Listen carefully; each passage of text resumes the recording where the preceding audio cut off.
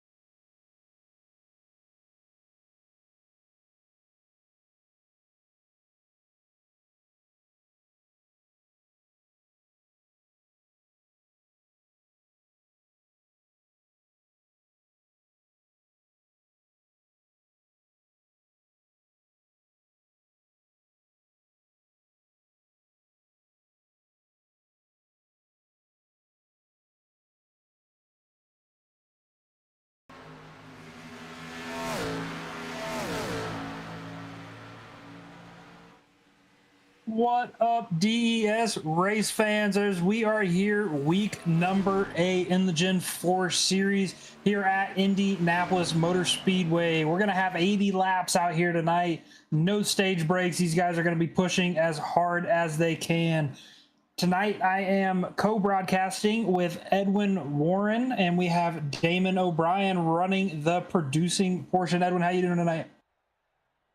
I am doing great. I think this is going to be an absolutely amazing race to broadcast. I mean, Gen 4 is here, man. They're crazy cars. You think they'll get loose, they get tight. You think they'll be tight, they get loose. I think this is going to be a real fun one to watch. Yeah, I 100% agree with you. You know, Indianapolis is my home track. I grew up here, so I'm looking forward to some great racing out here tonight. As you want to send us through the starting lineup? Yes, sir. As we've got Jordan Tross, he is starting on pole. He's won 5 races, I believe. That man's going to be looking to make it 6. Brandon Hinton, Mr. Consistency himself, starting P2. Then we've got Matthew Tennant, the fast man. Max Denda, also another lightning fast driver. They'll be rounding out the second row. Mark Holloway and then John Crosby will be in their 5th and 6th position. Rat Fake and Beer Run lining up. Then we've got Todd Perrant starting next to Christian Clark. They're going to be rounding out row 4. Then we got Brian Souza with Austin Knight. 2 teammates going to be in row 5. That's your 9th and 10th place positions. And we have Donald Bell and Jonathan Geist starting in row 6. Nice starting position for their Geist. He's up to the 12th position.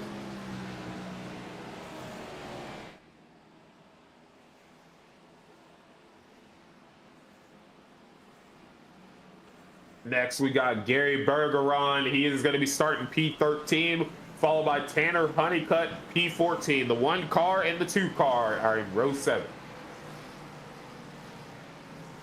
Jamie Howell will be bringing it in P15 next to Thomas Long, 2 long-term friends who've raced together for a while right there.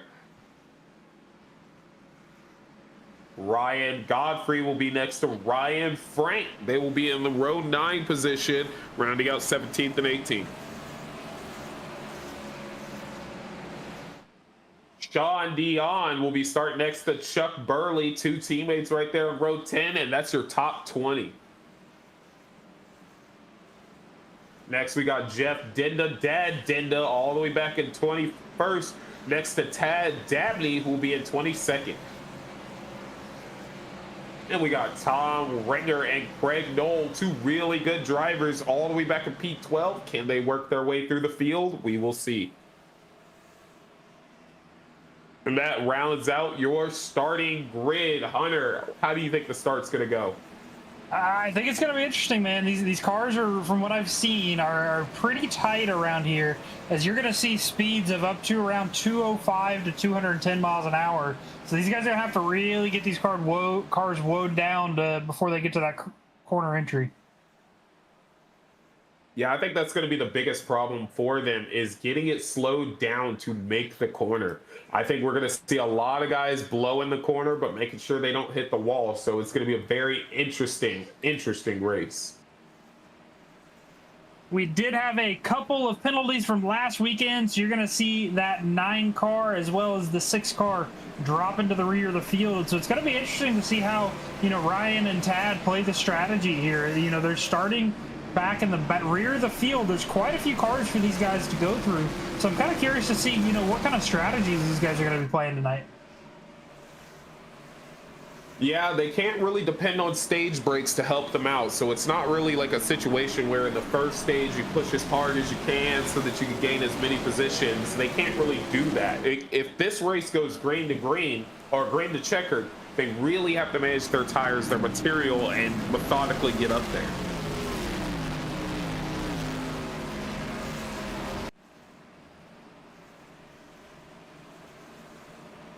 As we come down the back straightaway, getting ready to start this race. I don't see a lot of tire warming up going on right now. I think these guys are focused and ready to get going.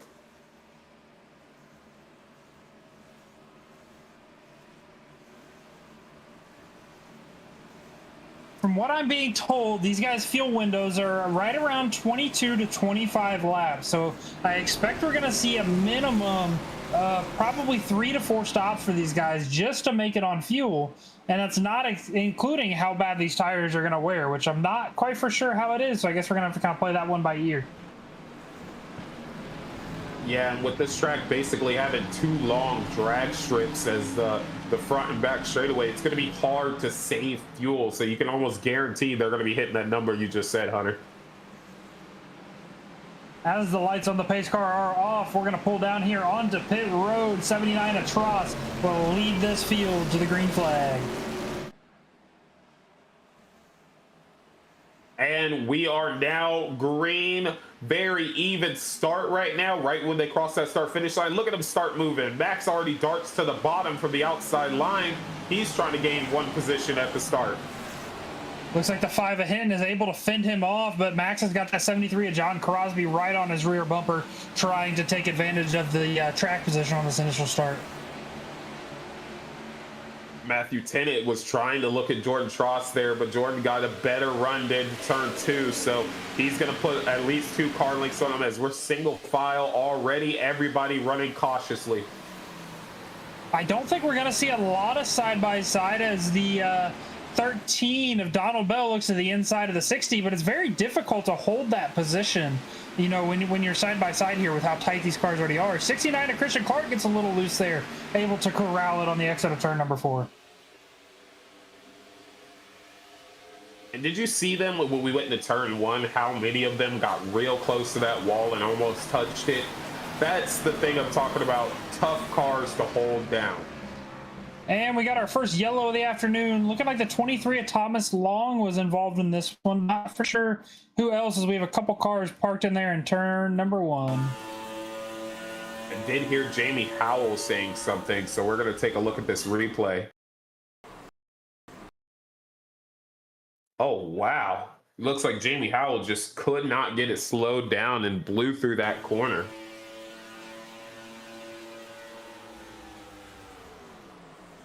Yeah, big check up there on entry to corner. Some massive damage for that 98 and that 23 machine. Yeah, that was the thing I was worried about is you even stated it yourself, getting this thing slowed down to get into the corner is gonna be tough. And as we see right now on lap 3, it was very tough to have it happen there. And as caution number 1 comes out on lap number 3, we're going to step away to a quick commercial break, and we will be right back.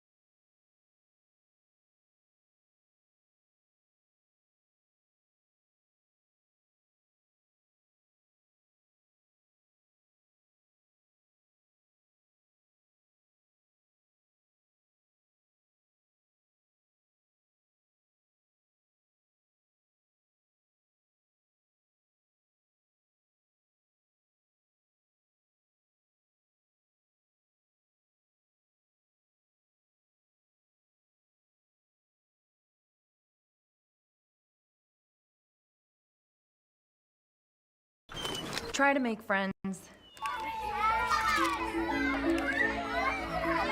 Want a Dorito? Hey everyone! The new kid's handing out Doritos! Doritos?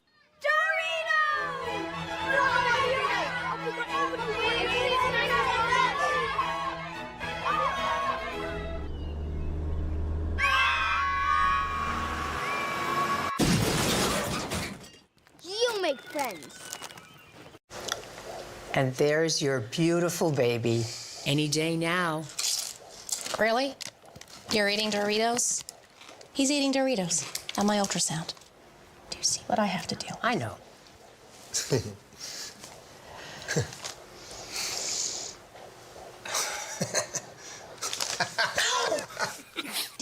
me that.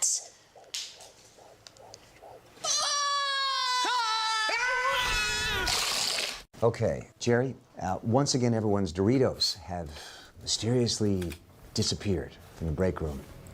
Now, I realize this is a workplace, and I don't want to sound like I'm accusing you. How dare you? Okay. That hurts, Steve. That hurts right here. And you know what? I don't have time to sit here and play detective. Some of us have work to do. Unbelievable. Unbelievable.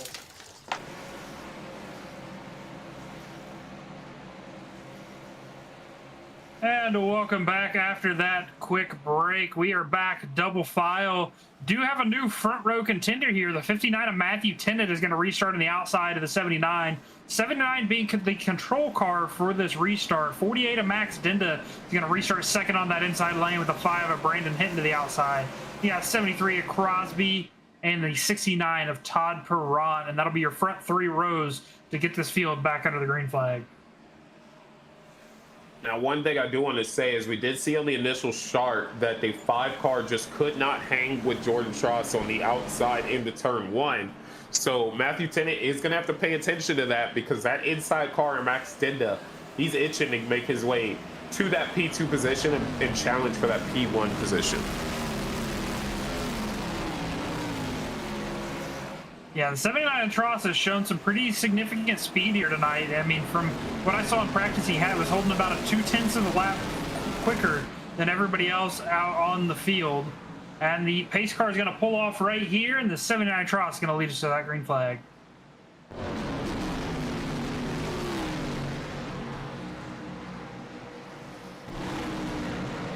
Restart zone, they just made contact. They're green, and Matthew Tennant actually holds well with Jordan, but now he's falling back. Might have spun the tire.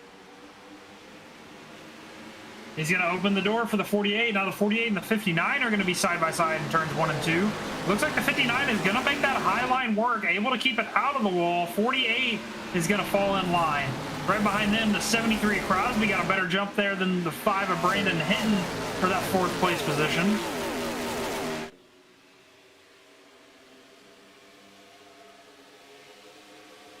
We got a new contender up here looking to get up here into the top 5. 13 of Donald Bell running that throwback Jeff Gordon paint scheme up here looking to the inside of the 69 of Todd Perrott.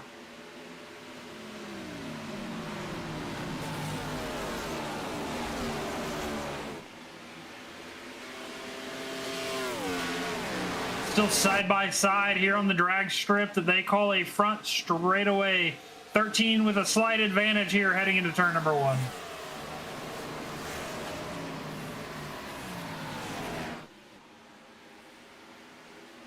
Back behind them, we have the 1 of Gary Bergeron securing a pass on the 99 of Christian Clark. Christian Clark looked like he got up in the marbles there, made some slight contact with the wall. Looks like he also may have a little bit of left rear damage, so hopefully that doesn't affect him too much as he succeeds 2 more positions to the 32 of Jonathan Geis and the 2 of Tanner Honeycutt. Now Jordan's starting to put a little gap on himself and Matthew Tennant. So I wonder if that's going to come into effect, because they do kind of have a little draft effect at this track. Maybe that could potentially bite them.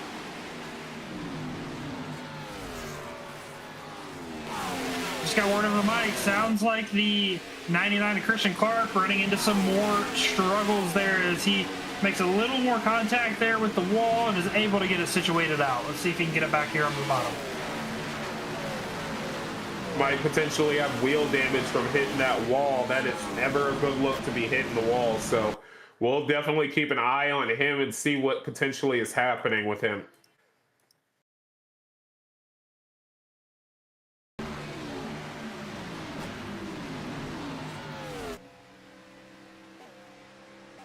Got a nice little battle brewing for the P2 position. John Crosby's there. He tried to duck to the outside to make kind of a move, and now it's kind of sent him back into the clutches of Max Dinda as they're still over Matthew Tennant and now pulling Brandon Hinton into that race as well. Yeah, side-by-side battling. Max Dinda is trying to avoid the side drafting to give Crosby as much space on that high line. I suspect we'll see the 48 carry the momentum here into the turn. 48 does clear the 73. Now looking to the outside of the 50. Oh, the 48 washes up. Contact with the wall. That's going to give up all that momentum that he just had as he's now side-by-side with the 5 of Brandon Hinton. Yeah, that definitely sent him in entirely the wrong direction. He was looking to move forward, and now he's heading backwards. But he's already trying to battle back on John Crosby right now to try and get that position back. Looks like Crosby's not going to put up too much of a fight as he will clear in turn 3. Next up on his list is the 52 of Matthew Tennant for that second place position. And while we were watching them as well, Donald Bell makes a pass on the 5 of Brandon Hinton. Now he's going to be looking to set his sights on them as well now. 73 not looking to give it up too quickly as he's now looking back to the inside of the 48. 48 able to carry that momentum. Looks like the 73 got a little bit squirrely there in turn 1. 73 is going to launch it in turn 2 now, and he's going to try and use that momentum to carry himself down the straightaway, but it looks like Max has the better momentum, and he's going to battle back on the outside. 5 of Brandon Hinton looking to get back into the mix as he looks to the inside of the 13 of Donald Bell. That opens the door for the 69 of Todd Perrant, now side-by-side with the 13.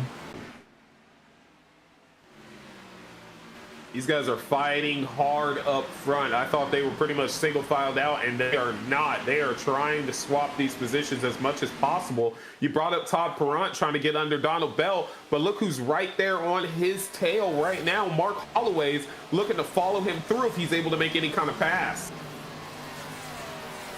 Perrant looking to the high lane. It looks like the 13 is going to block that, shove some dirty air up there. That's going to open the door for the 56 of Holloway to peek to the bottom of the 69. One thing I am noticing, as soon as these guys get to battling in turn 1 or turn 3, you see the car right behind them just kind of get a lot closer by the time we hit turn 2 or 4. So while these guys are fighting, they have to be careful because Gary and Tanner are right there ready to pounce on them too. One of Jordan Tross continues to extend that lead out to 1.6 seconds at the moment. Slowly starting to drive away from this field. I think that clean air is really helping him out, especially with these guys battling as much as they are. As Tanner's going on a pass for Gary right now, he's going to back out of it as he wasn't there quite enough. But as these guys get to fighting, they let him get away.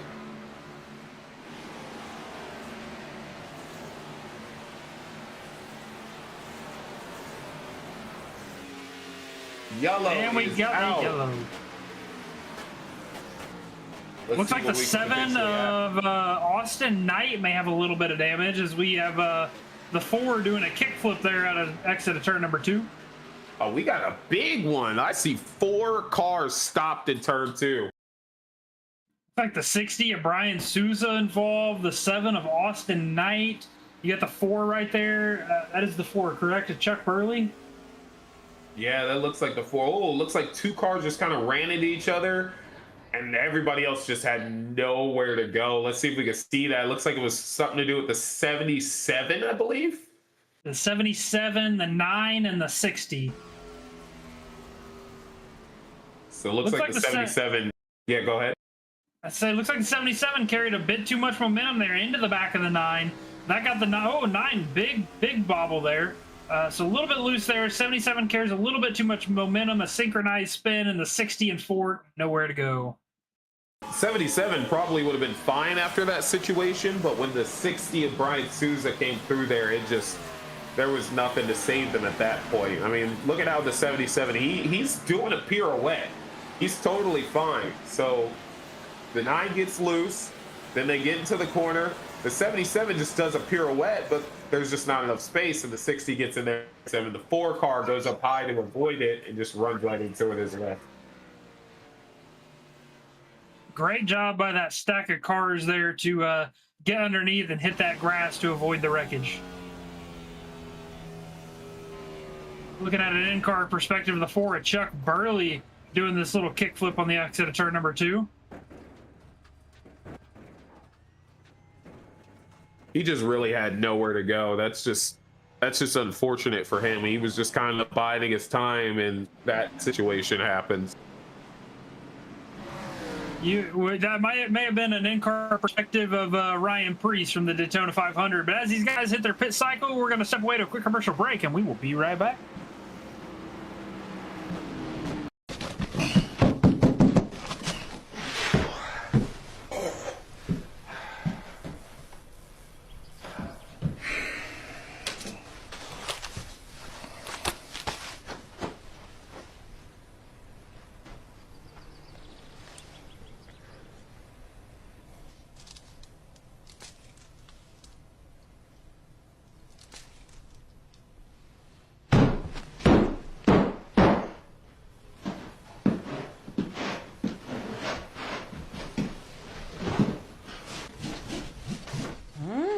This looks great.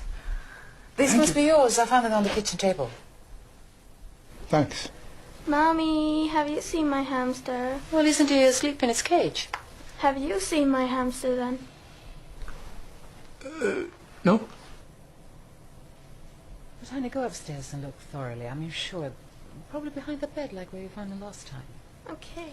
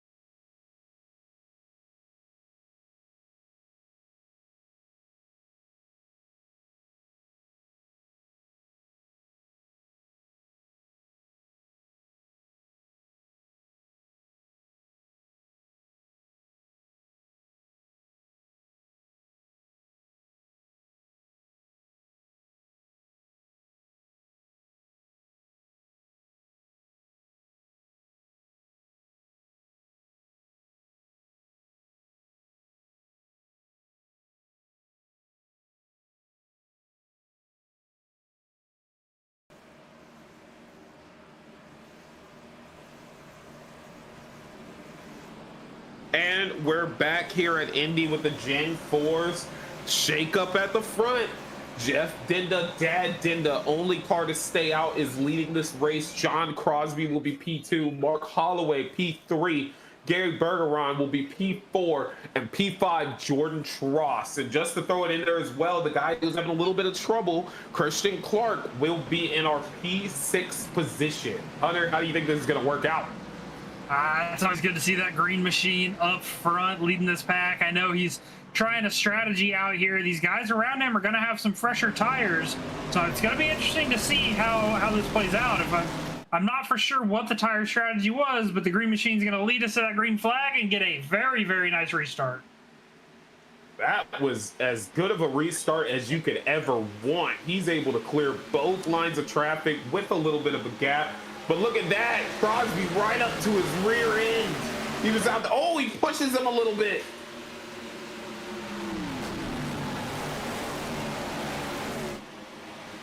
That's going to put him 3 wide with the 48 and the 79. A little bit of contact there as everybody has gotten it straightened out. Now he's going to be 3 wide with the 5 and the 69, 13-6. Looks like he's going to back out of it and give up quite a few positions there. He just saw that turning into a recipe for disaster and decided to get out of the way as soon as possible. But new race leader 73, John Crosby, can he set sail the same way Jordan Tross did? Quite a few guys getting a little squirrely there as we got some good battles going on back here. Gonna be interesting to see. This is the first time the 79 Tross has gotten into traffic. So it's going to be interesting to see how his car handles. I know he had speed before when he was up in clean air, but now he's got to work his way through some traffic. Yeah, he's got a few cars right in front of him as there's actually a pass going on for the P2 position. Gary's looking to take it away from Mark Holloway right now, and I think he's going to be successful in that. 79 Tross looking to take advantage of that as well as he slides to the inside of the 56. No contest there in turn number 3. Now looking to the rear bumper of that 1 car. Yeah, he's got a lot of work to do already as Crosby is setting sail and moving away from the cars behind him. So he's got work cut out. If he makes this pass on the 1 right now as he dives into turn 1 to do, he's still got a gap to chase down Crosby. 48.99 into the wall.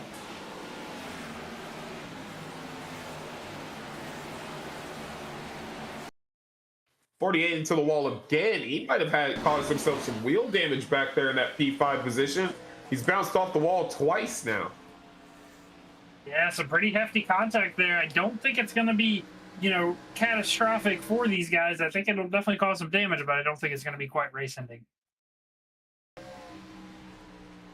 Yeah, he's able to continue going and stay in that P5 position. So it's not heartbreaking, but he definitely wants to minimize how many times he's hitting the wall. Good little battle going on back here with the 84 Jeff Dinda and the 2 of Tanner Honeycutt. Jeff Dinda's going to back out of it and give Honeycutt the position heading into turn 1. Oh, the 2 gets into the wall hard just then. That's definitely some damage right there. As he is losing positions now, he hit that wall hard. Looking 3 wide, 7 of Austin Knight trying to look to get to the middle. He's going to follow down low, and the 60 of Souza is going to shoot it. Yeah, the 2 is definitely significantly off pace here. I have a feeling he's definitely got some damage from that contact with the wall there earlier. Yeah, he hit it really hard, so he's either knocked the toe out of that thing or something, but it is not working well for him right now. He stays on track, continues trying to battle back, though.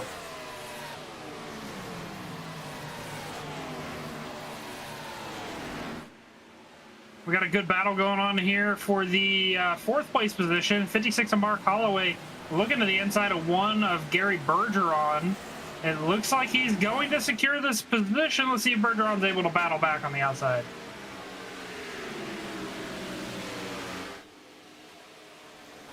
Well, the 1 car might have to look behind him. Now next to him, 5 of Brandon Hinton is going forward. He is moving past him.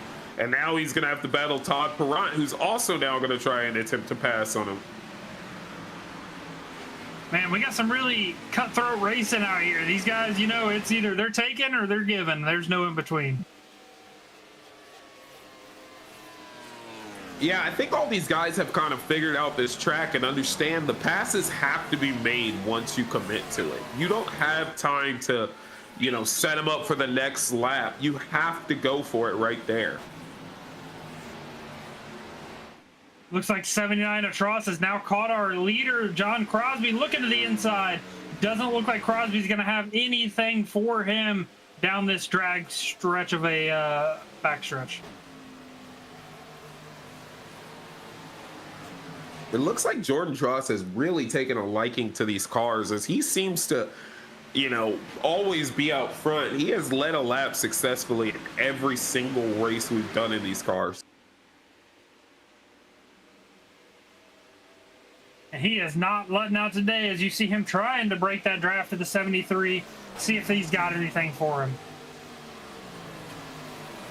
Oh, look like the 7-3 blew the corner, and that allows the 48 of Max Dinda to get up to him and now take that P2 position from him.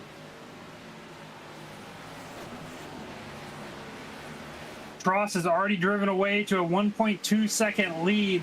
Let's see if the 48 of Max Dinda has anything for him.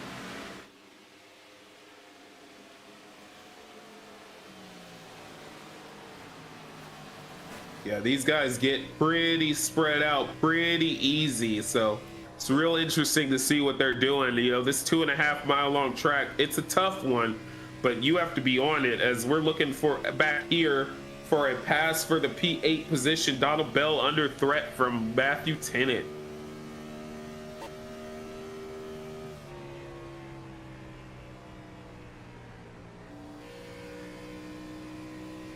Judson Curtis makes a pass on the one car himself. They're moving forward. This group of, 13 loose, big time. That's going to definitely hurt him here. 59 of Matthew Tennant. Looking to the outside. Now, remember, Tennant was holding that outside lane with Tross on that last restart, running back in the 9th place position, battling for the 9th place position with the 13 of Donald Bell. I think he's having an adverse effect to the dirty air. When he was up front, it was a little easier. But now that he's in the back, the dirty air is getting to him, and he's not able to perform at the level he wants to. Let's see if we can take a peek at some of our biggest movers out here tonight. The 35 of Judson Curtis started in the 25th position, has made his way up to 7th. Then after him, you got the 1 of Gary Bergeron gridded in 13th and is currently running in 8th. Ryan Godfrey in that 6 machine gridded in 17th has moved up 5 positions to the 12th place position. I think our next 2 biggest movers would be Tom Rigger and Tad Dabney, who gridded 23rd, 22nd respectively, and are now 16th and 17th. So you got the ability to pass here. They definitely have the chances to pass, but it's definitely hard to get it done. You have to fully commit and get it done.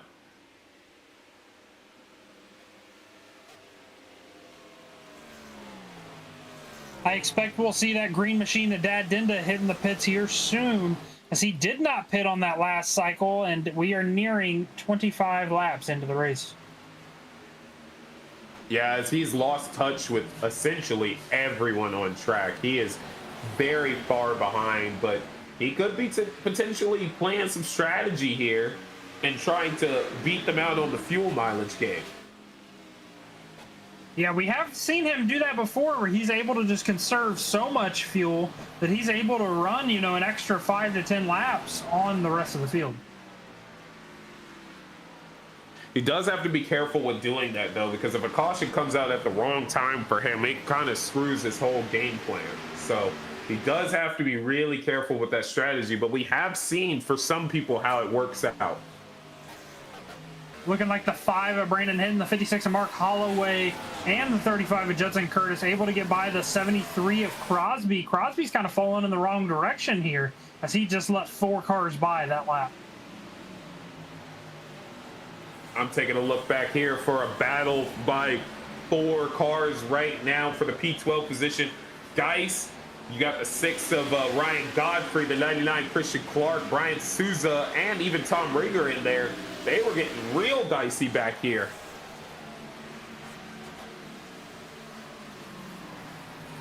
That group right there is kind of an awkward island to be in because the 6, the 60, the 99, and even the 7 who's now getting in there, they're all teammates. So they're going to race each other a little nicer. But then you've got the 32 or the 68 who are sitting there kind of on an island amongst that group. So they know that that's a lot of hard chargers right there with them.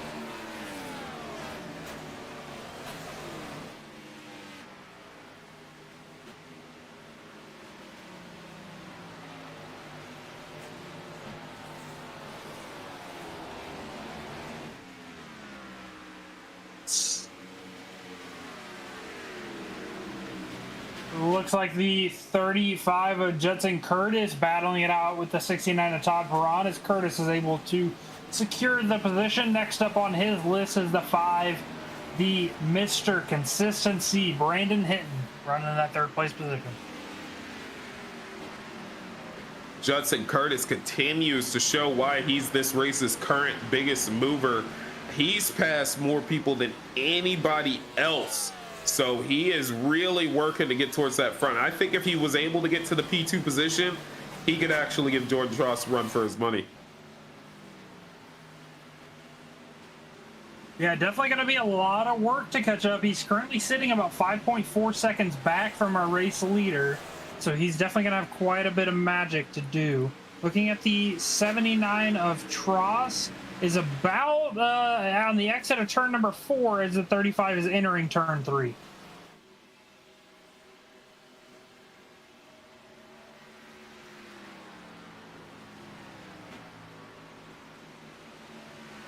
Seems that we've reached a mellow point in the race. Everybody's kind of really spread out as Jordan Tross has a almost 2-second gap on the next car, and then he has himself a 2-second gap on the next car. So they're really getting spread out right now.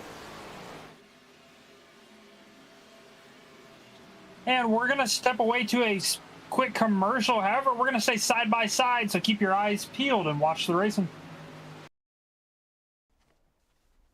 Mom, can I have a popsicle? No, honey, you'll spoil your... Hey parents, tired of those out-of-control kids? Throwing embarrassing tantrums wherever they go. At the grocery store, on the playground, even at the dinner table. You've had it with parenting, but wait, there is a solution. Introducing Nap Time, the latest, most effective tool for child tantrum prevention. It's simple. Just douse a rag with our patented Sleepy Time formula, place it over your child's cry hole, press and hold gently for 8 to 12 seconds, and presto, no more tantrum. I was beginning to think adoption was the only way out. Then a friend of mine introduced me to Nap Time. It's never been so quiet around here. The secret lies in Nap Time's revolutionary fast-to-sleep formula. Developed by military-trained scientist doctors from NASA, Nap Time's powerful molecules rush to the child's brain on contact, gently inducing instant tranquility. This is chloroform. Already put those wallet-draining crap factories out on the street? That's okay. Nap Time works in any situation. On the golf course. An awkward blind date. I had a really good time tonight. It even works on pets. After we had our first child here, we regretted it almost immediately. We didn't know that she'd cry so much.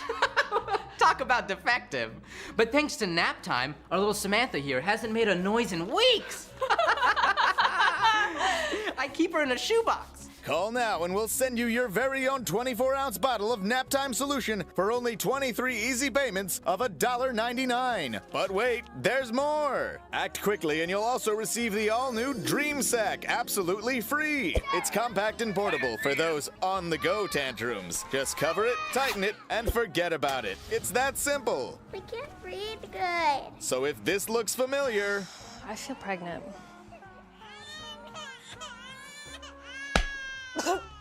Then don't wait! Order today and join the millions of Americans who just can't stop saying...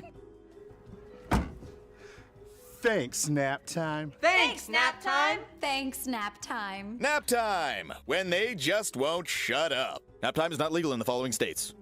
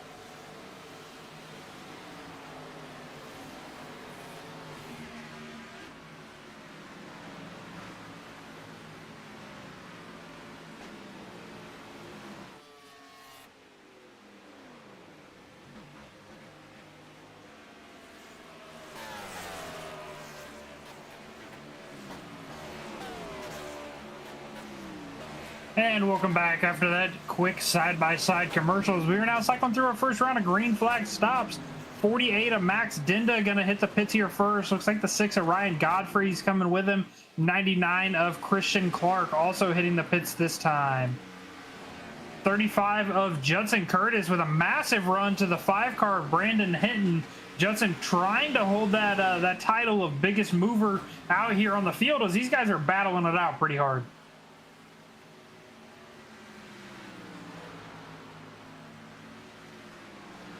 Curtis with a good run there off of 4. Let's see if he can use that momentum in this draft to get a run on the 5 heading into turn 1.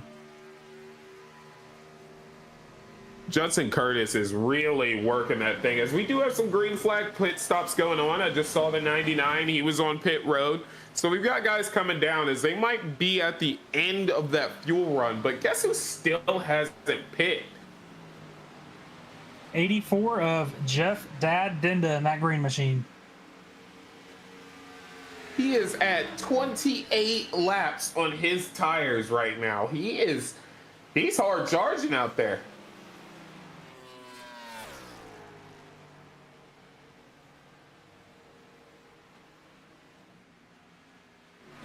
Looks like a few more contenders on pit road. The 7 of Austin Knight and the 1 of Jerry Bergeron. Both on the pits. Bergeron with getting out of the box right there.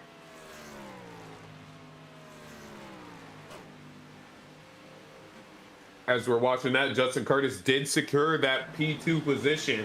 So that's going to set him up real nicely for when they do finally pit.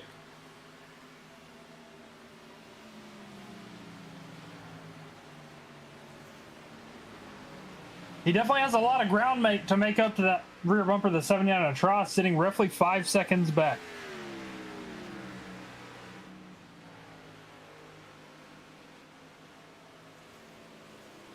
I'm very curious how far Jeff Dinda can go, as he's on 30 laps now at this point.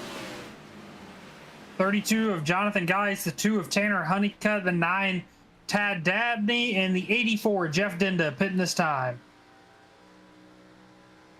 Looking here at the 32 machine of Jonathan Geis. Let's see if he's able to get it woed down enough onto this pit road. This one's a tricky one to enter. It's very flat, but it's very deceiving at the same time.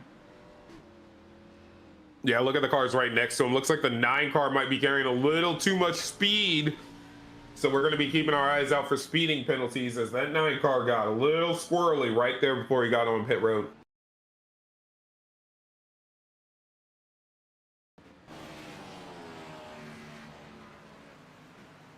Oh, and he spins off the nose of the 32 on pit road. See if we can go back here and get a little replay and see what happened.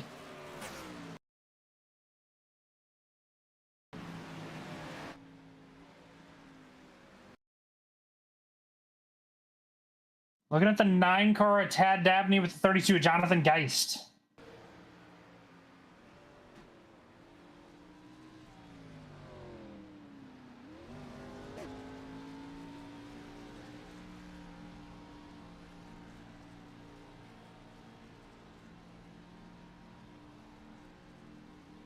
We keep watching here, we'll see a little bit of contact that's going to cause a spin on pit road. 9 of Dabney, so hard contact there to that inside wall.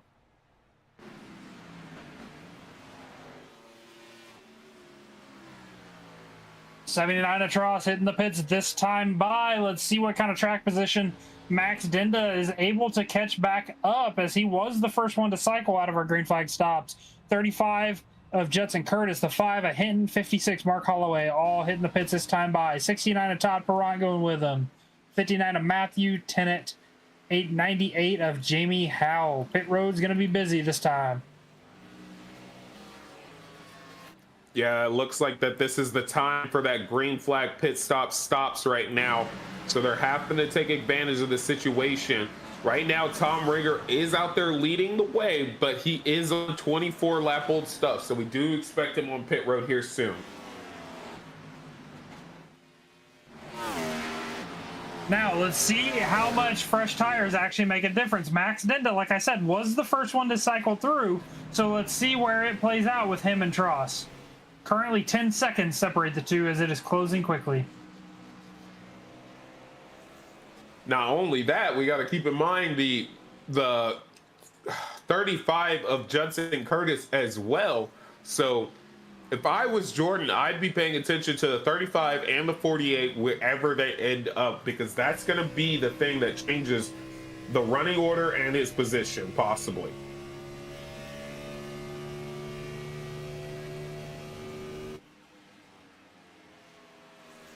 Tross actually able to extend that lead right about a 2-second gap that separate the first two on fresh tires. Now keep in mind, you still have the 68 of Ringer, the 73 of Crosby, and the 60 of Souza, who have yet to pit.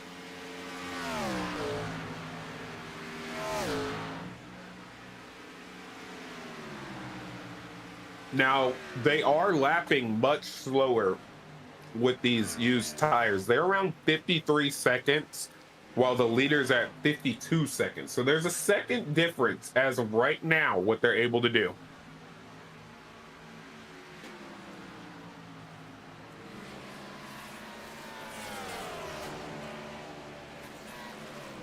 '68 of Tom Ringer hitting the pits this time. Oh, somebody locked him up there. 73 of John Crosby trying to get it slowed down enough. Let's see if he's gonna get a penalty from that. I'm surprised we haven't quite had a penalty yet. I mean, these guys have to get on the brakes hard to get there.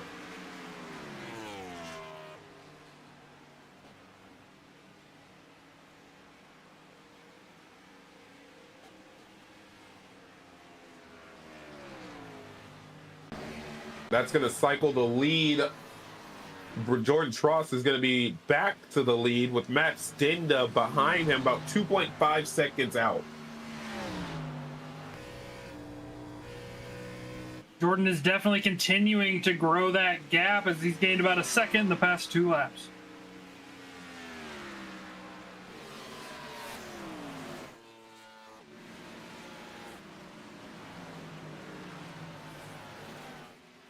Now, we did miss it, but Dad Dinda did pit about 3 laps ago. The thing is, though, he's at risk of going a lap down. And he is fast. He is out there able to stay ahead of them, and he's on a different pit cycle. But he is going a lap down now. Looking at the last lap times, Tross with a 52.053, Dad Dinda with a 52.666. So it looks like Tross is gaining on him by roughly 0.6 of a second per lap.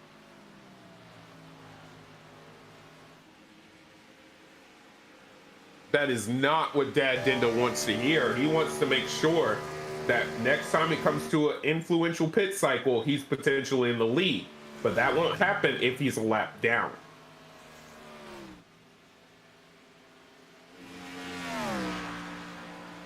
Six of Ryan Godfrey looked like he may have got spun off of turn 2 as he's getting it back up to speed. He was in the grass there for a bit. Some significant damage to that front end of that 6 machine.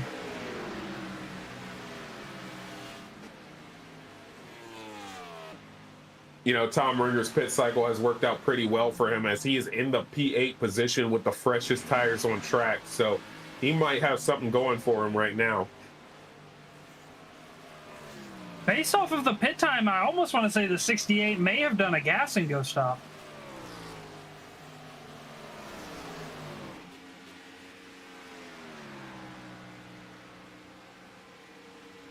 He is lapping at the same, oops, excuse me.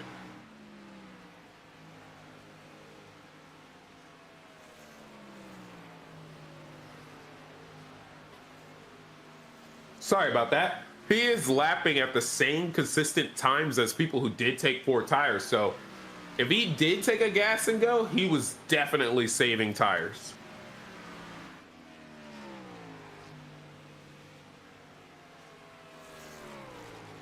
I stand corrected. Looking at his last pit times, that 14-second stop is a 4-tire and full fuel stop.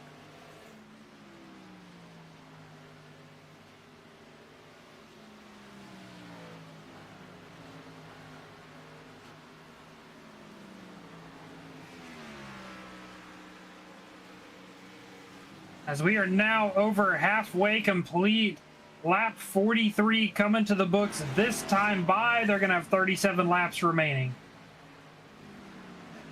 Now, here's an interesting thing. Remember how we said that somebody was going to get a black flag or something? John Crosby did, in fact, get one, and he is P20th, 1 lap down now. Now, as they run right now, John Crosby is not the lucky dog candidate. It would go to the 6 of Ryan Godfrey should a caution come out. John Crosby crossing the stripe right now. Looking at Ryan Godfrey, he is actually on the exit of turn number 4. So quite a bit of a difference between there. He's got about 3/4 of the track to go to race for that lucky dog position.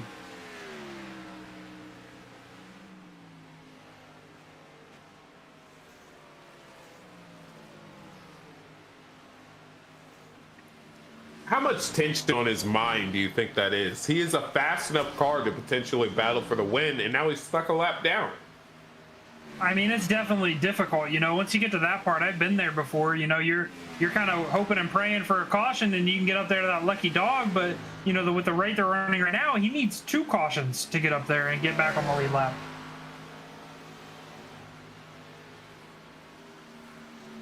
And that would still restart him from the rear end of the field due to the lucky dog going to the tail end of the longest line. So realistically, 3 cautions for that 73 machine to be back in the fight. Which, based off the way we're running, I don't see happening. So he's got to put the pedal to the metal, unfortunately, and really get up there and try and do something. I mean, he still has a chance to make something. Oh, caution out.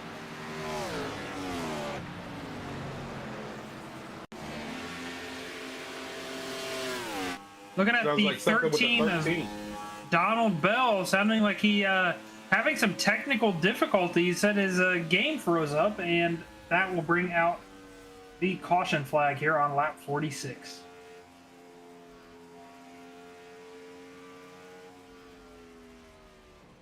That is not what some of these lap down cars wanted to see.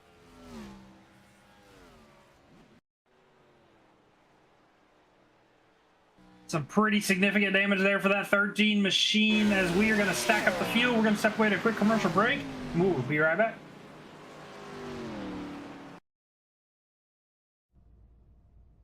Ship my pants? Right here? Ship my pants, you're kidding. You can ship your pants right here. You hear that? I can ship my pants for free. Wow, I just may ship my pants. Yeah, ship your pants. Billy, you can ship your pants too. I can't wait to ship my pants, Dad. I just shipped my pants, and it's very convenient. Very convenient. I just shipped my drawers. I just shipped my nightie. I just shipped my bed. If you can't find what you're looking for in store, we'll find it at Kmart.com right now and ship it to you for free.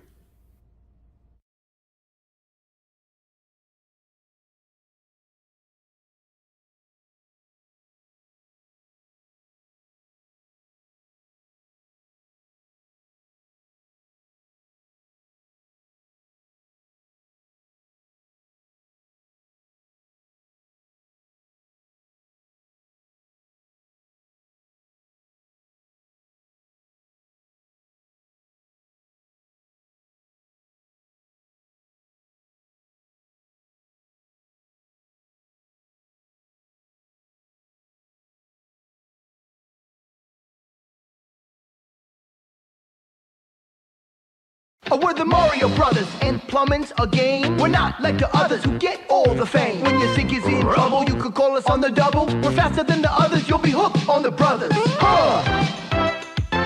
Thank you, Super Mario Bros. It seems like the only thing you haven't drained is my bank account.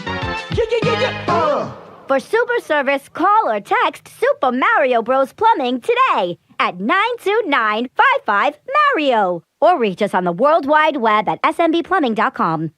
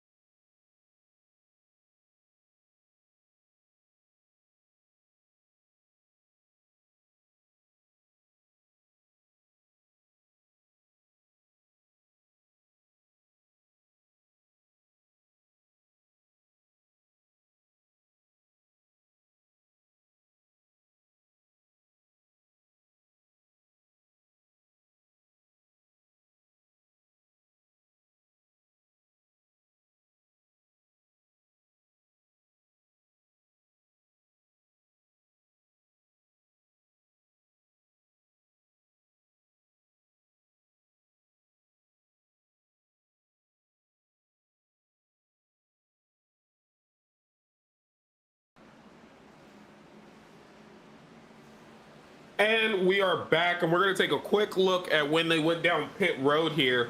Take a look at that. Jordan Tross fakes out, and most of the field decides, oh, if he's going to stay out, we're going to go in and get tires. How much of an advantage do you think this will be, Hunter? Oh, I think it's definitely going to help those that did. Looks like the 79 of Tross and the 5 of Hinton, 69 of Todd Perrant. If I'm not mistaken, I've elected to stay out. 48 of Max Dinda should be the first one on fresh tires, with the 35 of Curtis going to be in the 5th place position. Now, we haven't really seen this strategy yet, so we're going to need to pay close attention to see how this pays off. Now, keep in mind, these guys are one stop away from being able to complete this race, so let's see how much of a factor this plays in. And just a real quick, the 69 did hit pit road, so he is the first car on fresh tires. And, you know, we saw Dad Dinda when he had 10-lap older tires, he felt like a rock, but that could have been that he was saving face and trying not to be in the way. So now we get to see it from these two guys who want to stay up there as we're green. 79 with a massive jump there on the restart. Looks like the 48 is going to get stuck behind the 5. Looking to the outside, he's not going to want to let these fresh tires go to waste, as he's now going to start battling the 5 of Brandon Hinton for that 2nd place position. Yeah, these guys are definitely about to get racy, but the 5 and the 79 need to be worried about those tires. They are the only two. For Jordan, the only person in between him and fresh tires is Hinton. And for Hinton, he's all on his own. So they really got to manage what they have and see what they can do. 48 of Max Dinda trying to find a way around. He needs to make sure he capitalizes on those fresh tires, as the longer he takes to get around the 5, the bigger of a gap the 79 will have. And that's most likely what Jordan's counting on, is that it takes a while to get around Brandon Hinton. Because if it takes a while to get around him, that just gives him more laps to check out and kind of deplete the advantage of fresher tires.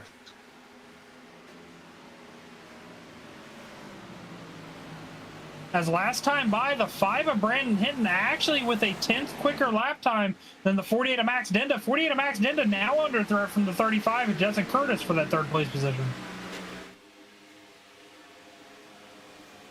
So they're getting to racing each other instead of getting out after those old tires. But I can understand it. If you feel like you can make that pass better than the person in front of you, you just have to go around them. Ooh, 48 of Max Dinda with a big bobble there off the exit of 4. He's definitely going to lose a little bit of lap time there. Let's look at the lap times this time by. Max Dinda with a 52.694. And Judson Curtis with a 52.1, about 0.5 of a second quicker.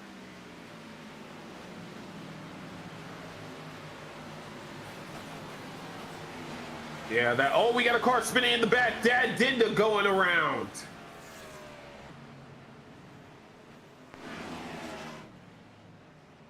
Some massive damage to the rear end of that 84 green machine. Let's see if we can get a replay and see what happened here.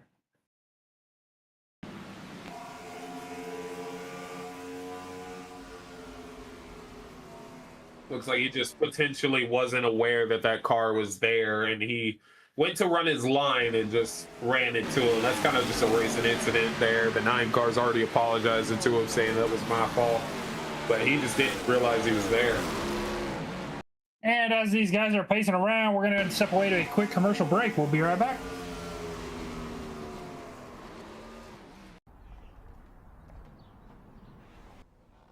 Anybody home? Whoa, Jenny, is your sister home?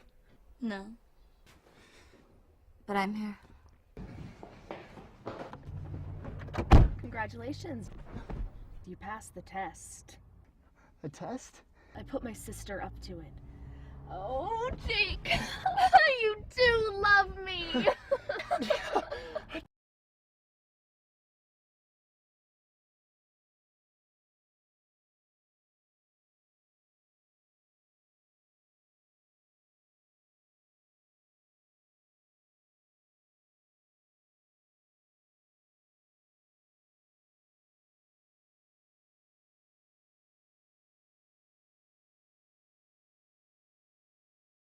Thanks. Their fans love it when they're jerks.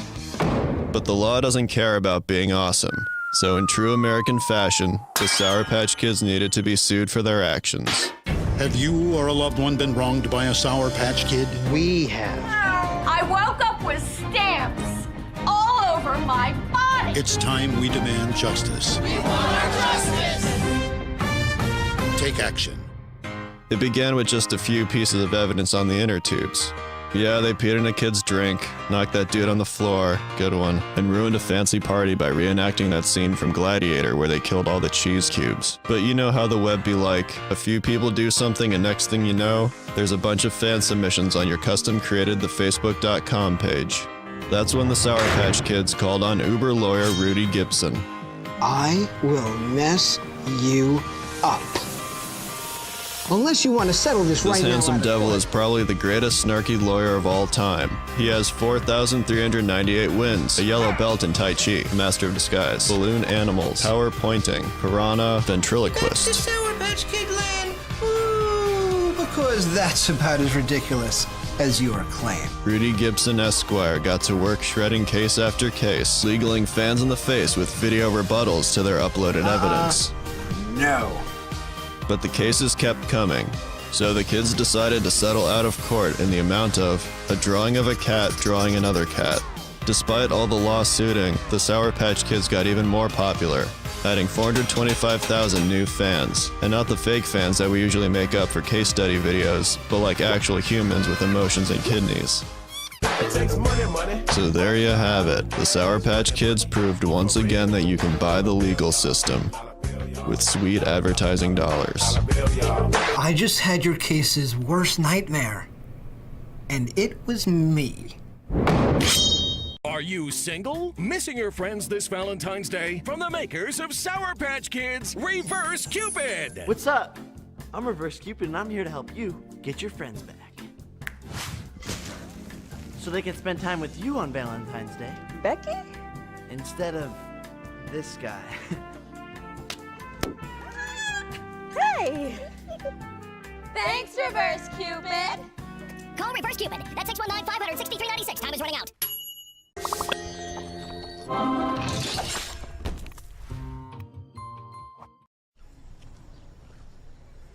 First, they're sour.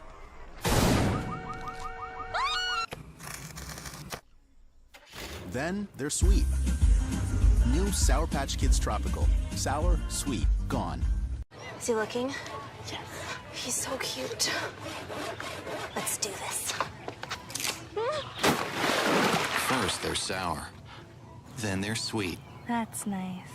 Sour Patch Kids. Sour, sweet, gone. Trick or treat. Hey! First, they're... And welcome back after that quick commercial break. We have quite a bit of strategy play going in right now. 48 of Max Dinda came down pit road during the first stop, as well as Judson Curtis, and they have all came back down again to top off fuel to see if they can stretch this to the end. If we stay green, I know their fuel window is right between 23 to 20. I think we saw Jeff Dinda extended out to 28 laps. So we know it's possible, but let's see if these guys can do it, as they're going to be starting from the rear of the field. This is my little issue with their strategy of what they're trying to do. Jeff Dinda is probably, him and Brian Souza are probably the two best people at stretching a fuel run. They can go well farther than anybody else. So banking that you could mirror that type of strategy, I don't know if that's a good idea. But I also wouldn't want to be where Jordan and Brandon Hinton is, because they know for a fact they have to pit. I think that these guys that elected to stay out are probably banking on a caution. Well, you have some guys playing the strategy of trying to extend the fuel to the end. Now, the only thing that's going to make or break that is whether or not we get another yellow from here on out. That'll definitely be the biggest game changer, because I expect if another caution comes out, they're all definitely pitting. But we're coming to 26 to go. We're going to see an interesting fuel race. We've seen 79 of Tross been able to work this front row all night, as the 5 of Hidden starting to the outside. Let's see how this one goes from here.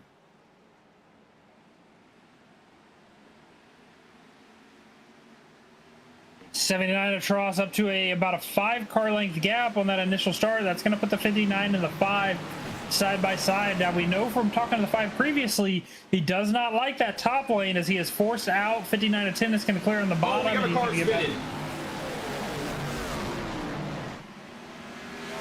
Oh, massive impact. 1 of Gary Bergeron involved. 84 of Dad Dinda collected at the end. 6 of Ryan Godfrey.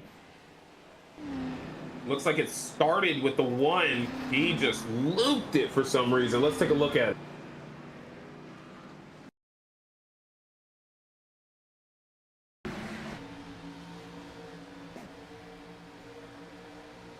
He's holding it true on that outside. Gets up lightly. Oh, there's some contact.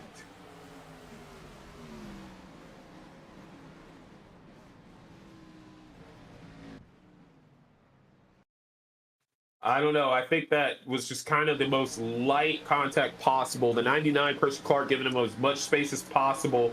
The 1 car thinking he's going to hit the wall pulls down, and the 99 is just there. Probably doesn't think his nose is close enough to do something like that. And then here we are. They loop it. Now, interesting shakeup as everybody who pits here will be good to go on fuel to the end. Yeah, if they pit now, it's a race to the finish. It's whatever you can get at this point. There's no point in battling fuel mileage, anything now. And as these guys elect to pit or not, we're going to step away to another quick commercial break, and we'll be right back.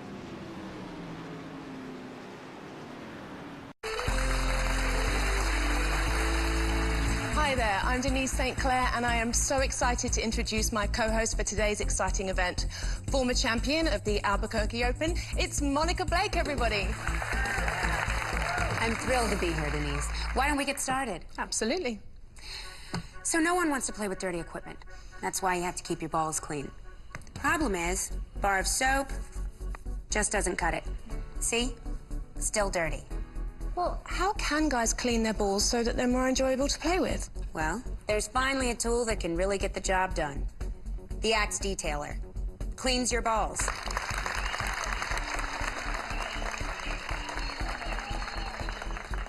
Why don't we start with these small balls? With a soft side for lather, and a rough side for scrubbing, this can make any ball sparkly and new. Go ahead and play with those clean balls, Denise. Wow.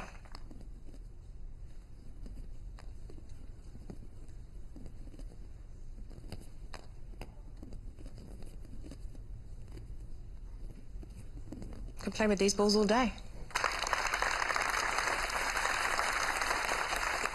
Let's see if the audience has any questions. You there. Can it clean these filthy balls? Throw those fuzzy suckers down here. Look. Cleans right through the prickly surface. What about my ball sack? Just plop it right here and let's get to work. It's a big ball sack.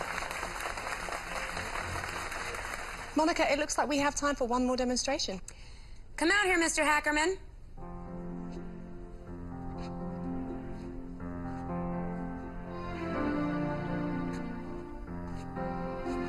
Monica, can you help me with these dirty balls? Hank, the Axe Detailer offers such a crazy clean. Can even clean your old balls.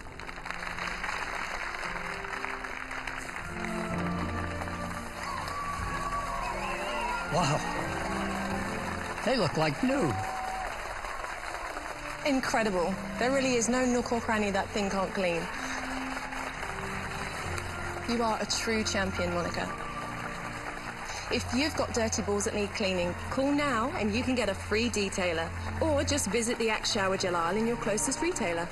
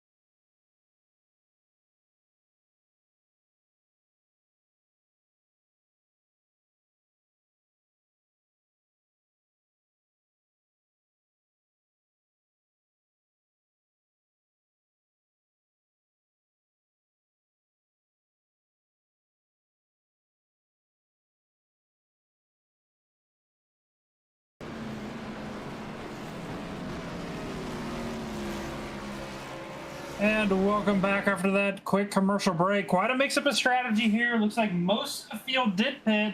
Maybe a few that elected to stay out. 79 Atross will be the first car on fresh tires. 48 of Max Dinda came in and did a fuel stop only, and the rest of the field in front of them is a mixture of strategy as well. So we'll see how this one plays out. The interesting thing, a lot of our fast guys are now in the middle of the field, except for Crosby, who will be leading it to the green right now. And remember, it did take Jordan a bit to chase him down and pass him, so if he can hold on for these 23 laps, he might steal the victory away from Jordan Tross here, as Sean Dion holds on to that P2 position. Outside line did not really get a huge jump. That's going to kind of stack up the field. Oh, car around. 59 at 10 at around. 68 a ringer. Looks like the 59 hit the wall, came down, and Tom Ringer was just there, and they collected each other.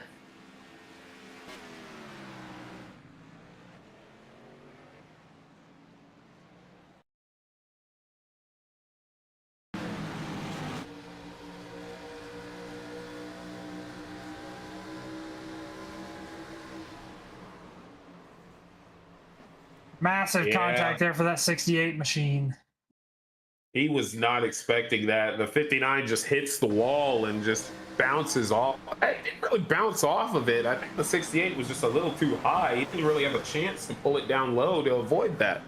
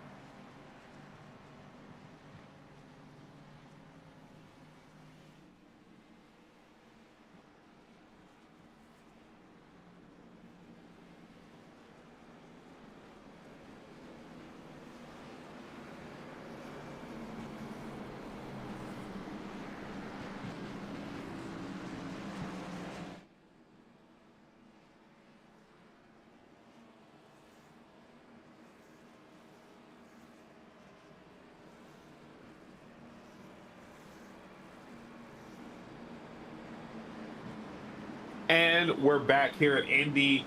We've got John Crosby leading the way with Sean Dion in P2 and Christian Clark making a surprise return to the top 3. Max Dinda has worked his way up to P5 with Tanner Honeycutt in the P4 position. And then there's Jordan Ross in P7. Can he get past, or P7, what am I talking about? He's in P6. Can he get his way past it and make his way towards the front? Let's see, and let's see how this goes, Hunter. Yeah, it all depends on this restart. Last time that outside lane did not get a good restart, and that caused a big stack up and allowed these guys to start fluctuating their positions. So let's see how good of a restart they get out here on this inside row as we look at our side-by-side. As we're green, and it looks like the outside doesn't get a good start again. I think Sean Dion's just not used to being right up there in the front and getting that power down in this car. So that kind of bit him in the bullet as now John Crosby gets a gap. The 2 car to the wall. 69. We're looking 79 to 2.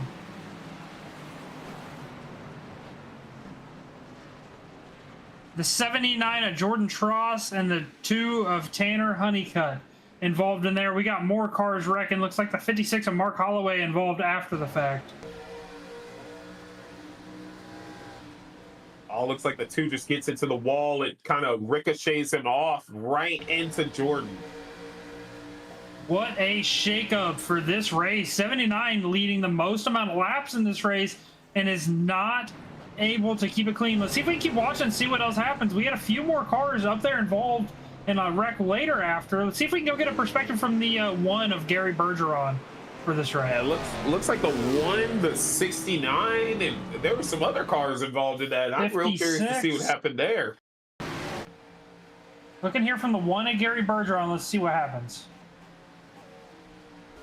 So there was the 69 in the wall. Oh, he just gets pushed up on by the 56, which is not intentional. And then just look at the stack up right there.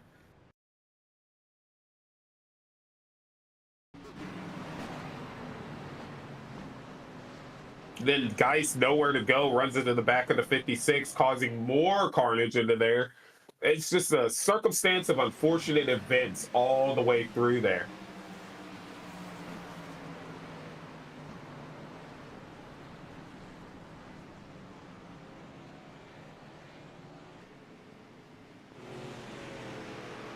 Man, that's going to be a real interesting shakeup. Jordan Tross doesn't even have a front end on this car right now.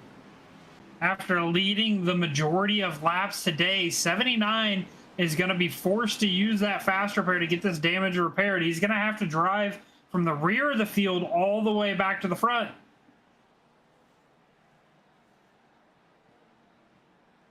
That's just putting him in a worse situation more and more throughout this race. Being in traffic is always tricky, and he did not want this happening.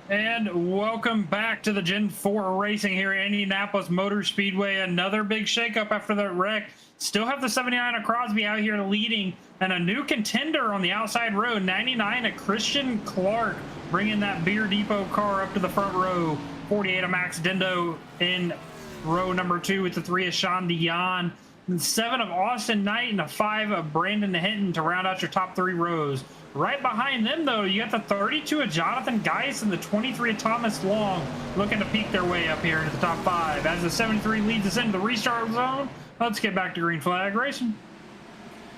And it looks like Christian Clark does a far better job on the outside, and he actually holds true. Sean Dion still spinning the tires, but Christian Clark's going to fall potentially down to P3 unless he holds his own, and he does on Max, and he takes that P2 position back from him. Now, let's go ahead, and I'm going to go ahead and bring this up right now. 73 at Crosby and the 99 at Christian Clark are teammates. Do you think if the 99 at Clark can get to the rear bumper of the 73 that we might see something happen? You know, as someone who's had to chase a teammate potentially for a win, I know I would do something. Christian Clark is a very upstanding guy, very kind person. He's not going to do that. As caution is out again.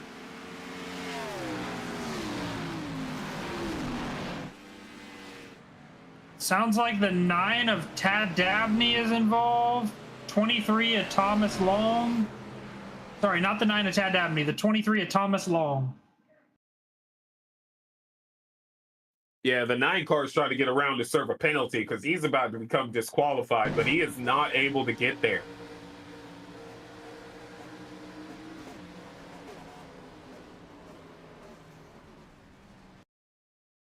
It's just a coming together right there.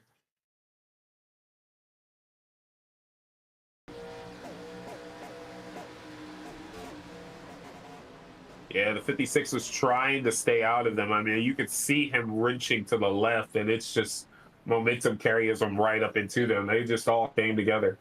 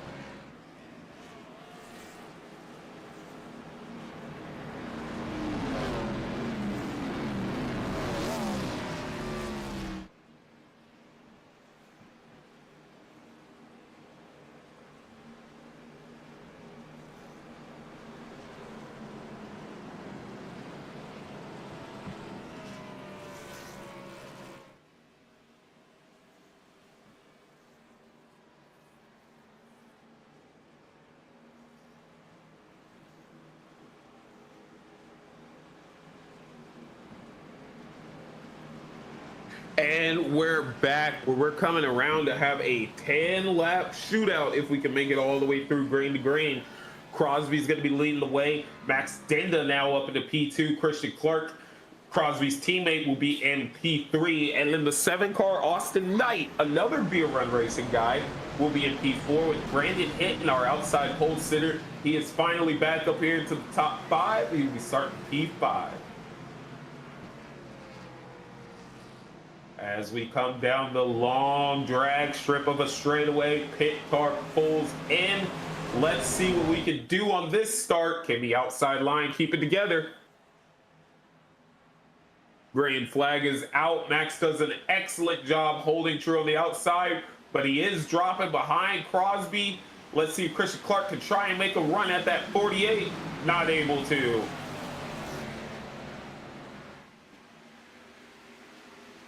Into the wall, 2 cars right there, but they're good. They keep going forward.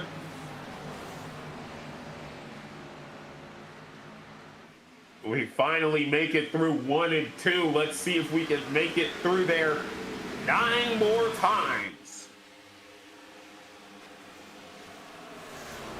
Justin Curtis worked his way up into P3.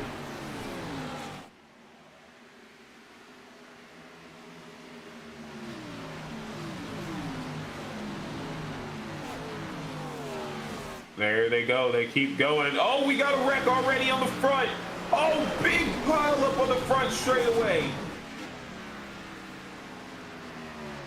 The 5-car involved. 99. Judson Curtis of the 35. So many people involved in that wreck.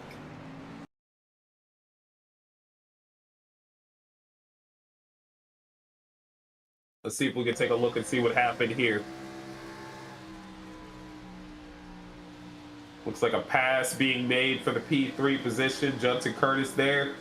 And he just came up on the 99, then bounced back, collected the 5, and it was on from there. Everybody piling into that situation.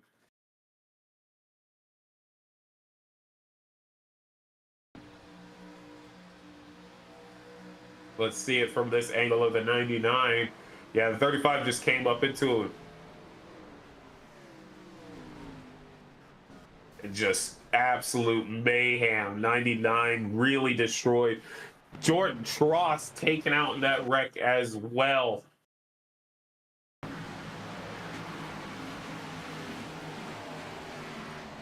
Just look at that, man. That's the problem with Indy as well. If a wreck happens on the front straightaway, it is a choke point. There is nowhere to go. All these people with no other option but to hit somebody. It's just unfortunate.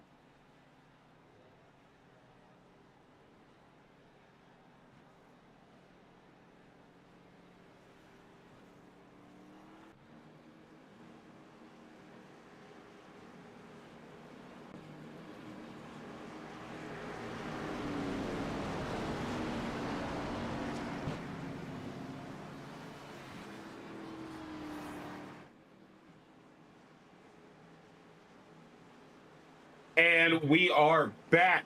John Crosby looking to defend this race lead from Max Dinda, and then two more teammates again behind him. And then Todd Perrant up into here to the top 5 now. So let's see what can happen now as we're coming around for 6 to go. Can we make it the 6 laps?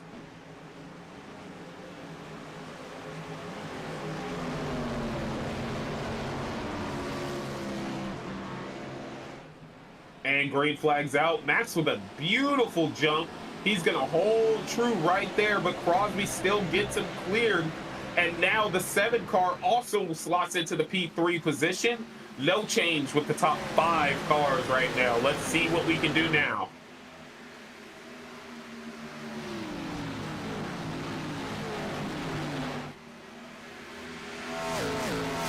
And we're clean. Everything's working out perfectly now. Nothing seems to be going wrong.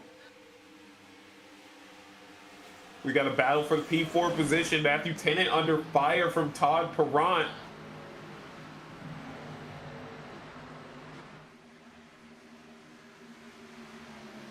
All is smooth sailing. We love to see it. Look at here. We've come by Crosby looking for 5 to go. 9 car into the pits to serve a penalty. He's been trying to serve that for a while. But with all the craziness that just happened, it kind of took away his ability to do that. But he's in now, and he's getting that taken care of. 48 of Max Dinda trying to run down the 73 as we are closing out on 5 laps to go. Let's see, if I'm not mistaken, 48 hard into the wall there. That's definitely not going to help him, as quite a few others there making contact in the exact same spot.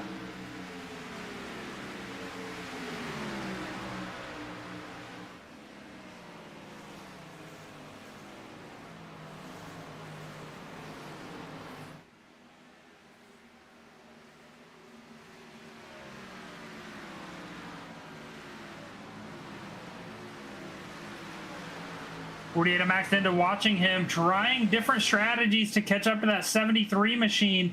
Just doesn't seem like enough, as the lead is slowly growing to about a second. It's going to be quite a bit of gap, as now the 7 of Austin Knight looking to the rear end of the 48, trying to find a path around.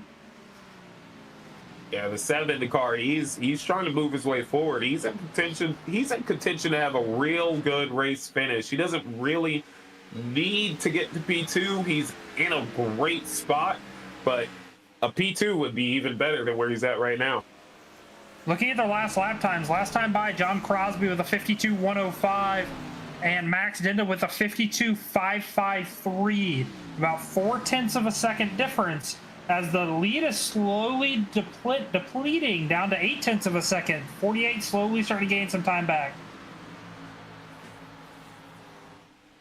Yeah, the 48 is finally putting it down. He's just got to keep that car out of the wall as we're at 3 to go. And then I just want to point out for Austin Knight running that P3 position, if he finishes here, it will be his first top 5 finish all season long in the Gen 4. So great day for him. Ooh, contact there with the 35 around. Oh, massive wreck. 3 involved.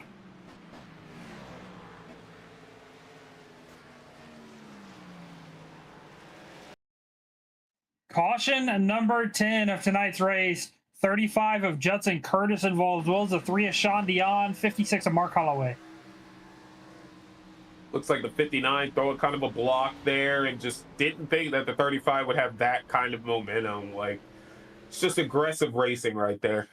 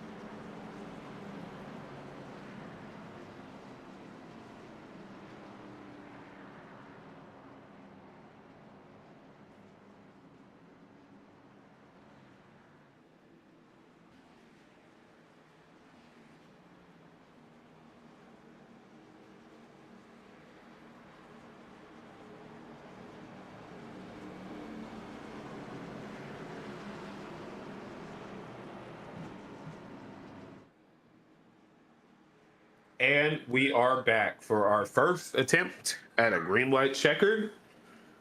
Ah, dang, Hunter.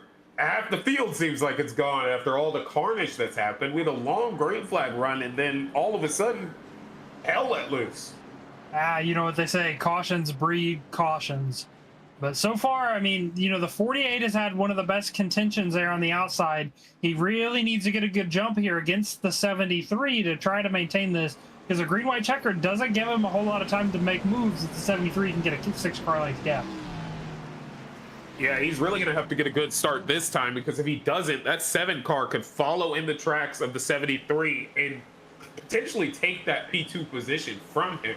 So he's really going to have to work the throttle and make sure he gets a good, aggressive start without taking himself out of contention.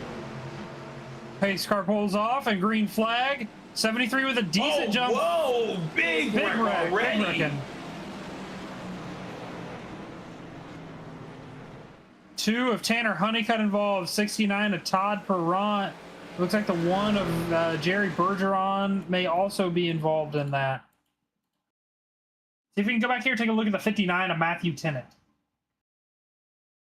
So many cars taken out just then right now.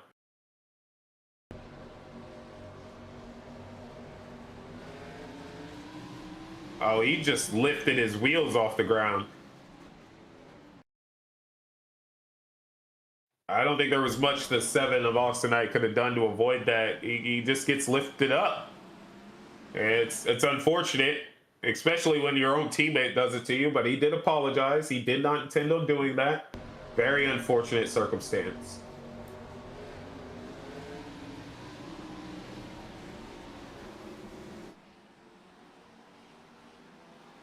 And as we get lined up for our last attempt at a green-white checkered, we're going to step away to a quick break and we'll be right back.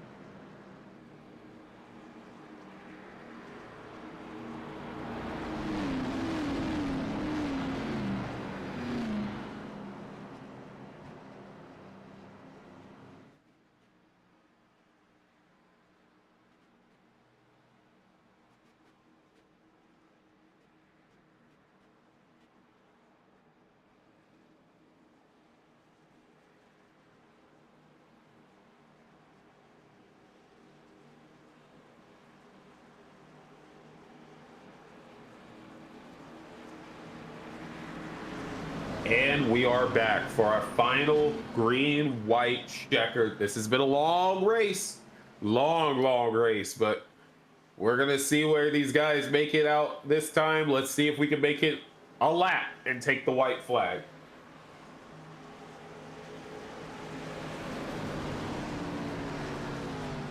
Yeah, it's going to be interesting. We have a lot of contenders up here that are still looking for this win. Last time the 48 got a good jump alongside the 73. However, the caution came out and alleviated that. Let's see what kind of jump he can get here. That's what it's all going to come down to. As our final attempt at the green-white checker, pulling into the restart zone. 73 going to lead this field to the green flag. 73 takes the green and hoping he also doesn't run out of fuel, as he's been out there for 32 laps. Yes, a lot of caution laps, but you can still burn through your fuel doing that as we get down into turn 1. Oh, 48's going to move up the track a little bit. Can he get to the inside? He's barely there. 48 is there. 73 is going to have the momentum. 48 can't get it to stick on the bottom. He's going to have a huge run here coming off of turn number 2. Looking to the inside of the 73. 73 is not going to block. They're going to be side by side. Play. Look at that. 4 cars also now up there. Tad Dabney flying up there. He's looking to get a piece of the action too. 73 Crosby into the wall, now falling back to third as Chuck Burley pulls into second. Can Tad Dab one more position as Max is looking to extend his lead over Chuck Burley.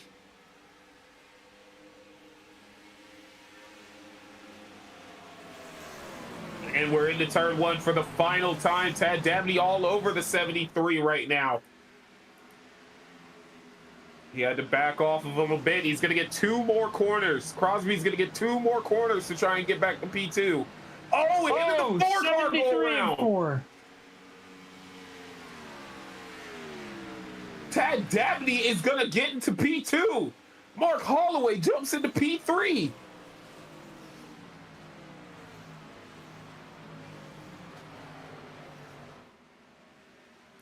And it looks like Max is going to come around to win here at Indy in the Gen 4 car.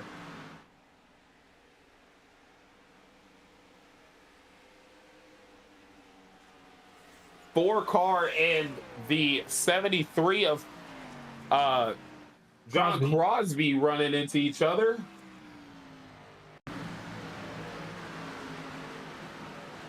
Four car said he was trying to stay off the wall, and the 73 just did not expect that. So here they are on the exit right there.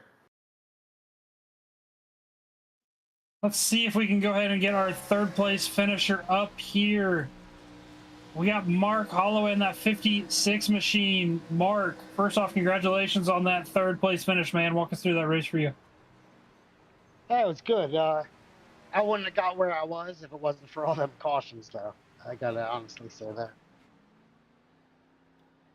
Well, Mark, this is going to give you a lot more momentum leading into the next race that we have. Are you satisfied with the P3 finish, or are you going to be looking for more next week? I'm always looking for more, but I'm satisfied with third tonight. That was good. Man, yeah, that was some interesting things. It seems like you were able to dodge some of the carnage there that ensued. Were there any specific strategies that helped you out, or just, the luck of the draw with the cautions? I just think it was the luck of the draw. And who was it? Tanner I got into, I think there. That was an accident. I didn't mean on that. Well, Mark, once again, congratulations on that third place podium finish, man. I look forward to seeing you carry this momentum into next week's race. Thank you. I'll see you guys next weekend. We're going to grab our P2 finisher, Tad Dabney, here. So let's get him in here.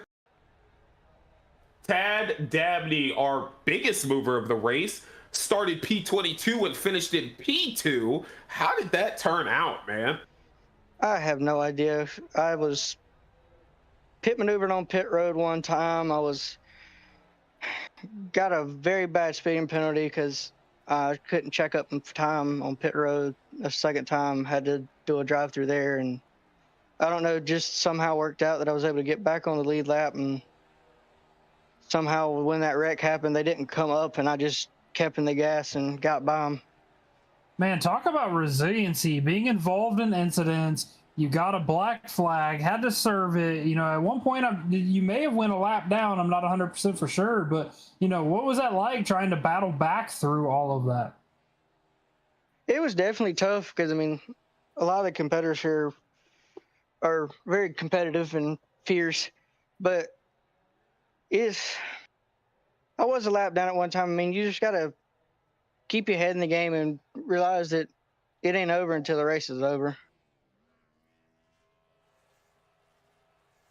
Well, Tad, man, heck, man, if anybody ever says that you can't ever get a good finish, they're lying, because that was beautiful, masterful work, man. I hope this momentum carries you into next week or any other race you're running this weekend, and you can match this finish or even do better.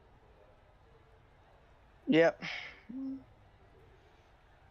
Well, once again, congratulations on that second place finish, man. It was good to see you up here in the podium, and I hope you're able to carry this momentum into this weekend and into the following week. All right, thank you. Race winner in here, Max Denda in that 48 car. Max, man, walk us through that final restart. You didn't get the jump that you wanted. You kind of jumped prematurely, had to let off, and then was able to battle back. You know, what happened there? Yeah, so, I mean, I didn't get the best jump. John got me there, but I was going in turn one, and I knew I had to do something different because just sitting there wasn't going to do anything. And, I mean, I just saw him slowing down, and, I mean, I wasn't thinking of moving him, but it just kind of happened. So he slows down, and I could get to his left side, and I'm just going to nudge him a little bit, get him a little bit loose, and he slides up, and it just ruins his whole turn 2 arc, and he gets tight off that, and I get a run on the backstretch and just never look back. Yeah, Max, you had to fight hard, especially when all those quick cautions kept coming out, and you just were gradually inching your way forward. Was that kind of in your game plan, that if cautions kept coming out, you were just going to keep staying out so that you had a chance? I didn't really have a game plan. I mean, every game plan you think you have, it gets ruined by something happening. But I mean, I didn't really see myself winning this one. It was a really tough battle. I mean, I only led like 3 laps, so. Yeah, you know, we saw with about 25, 26 to go, you were trying to play a fuel strategy. And, you know, just out of curiosity, now that the race is over, would that strategy have worked for you if it would have stayed green? Yeah, when it first, I was about like 2 laps short. I mean, I probably could have saved it. So, yeah, it would have most likely, but I mean, you never know. Then the caution came out again, and everybody else was good, so I just came in and topped off. Well, congratulations, Max, on winning here today at Indy. Hard-fought battle. Hopefully you can carry that momentum into your next couple races. Yep, thank you. Well, Edwin, we had an action-packed race here at Indy tonight. A decent amount of carnage that ensued. Max Denda pulling out the race win once again. Tad Dabney up there in the podium with Mark Holloway rounding out your top 3, man. What a finish tonight. So I want to thank you for co-broadcasting this with me, putting on a show for everybody, and thank you for all the fans that stuck around to watch. Damon on the controls doing the producing is phenomenal as always, and until next time, see ya.